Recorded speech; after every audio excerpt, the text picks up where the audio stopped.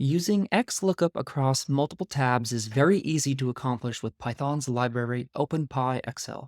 You just have to specify the sheet name in the formula itself when you are creating the formula. Here I have our testing document that contains two tabs. The first tab has a column of numbers in column A and the corresponding written out number in column B. Sheet 2 has the same numbers, but in descending order. Here I have the XLOOKUP formula to collect letter 7. For this video, I won't go into the details of exactly how to write the formula, as I have covered that in a previous video.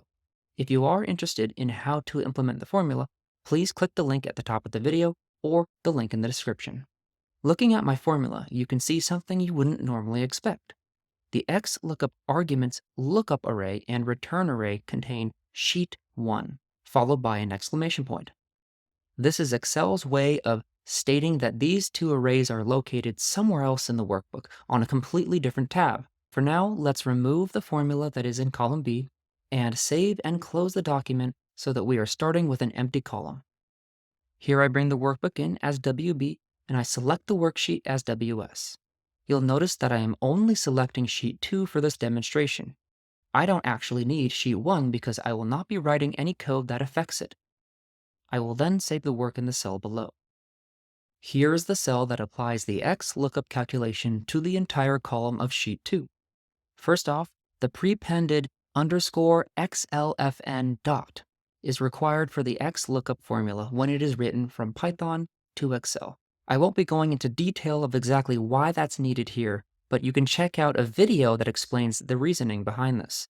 You can click the link at the top of this video or the link in the description for a video that I made on this very subject.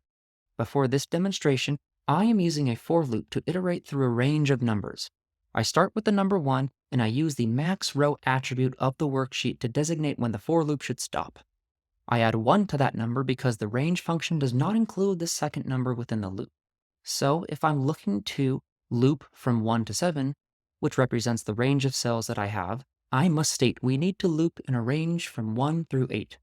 For more information about using the max row attribute to add data to a worksheet, click the link above or see the link in the descriptions below for a video wherein I review that specifically. By using the max row attribute, we ensure that the loop exits once there are no more rows of data.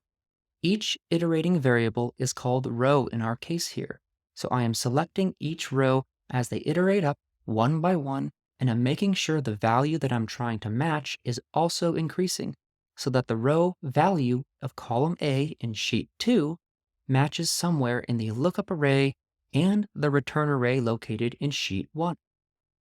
I'll execute this cell now, save the workbook, and reopen it to check out the work.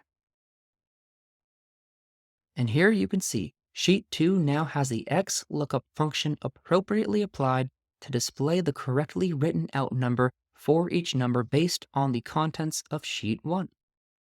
Moving down the column, the formula bar on top shows I am pulling from sheet 1 the values based upon sheet 2's column A contents.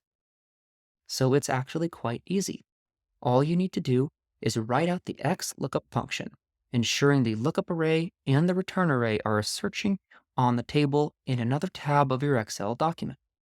That is accomplished by including the sheet name, followed by an exclamation point in the formula arguments. Thank you for stopping by and checking out this video.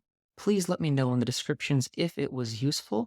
Let me know what other features of Python or OpenPyXL you would like to see released in future videos.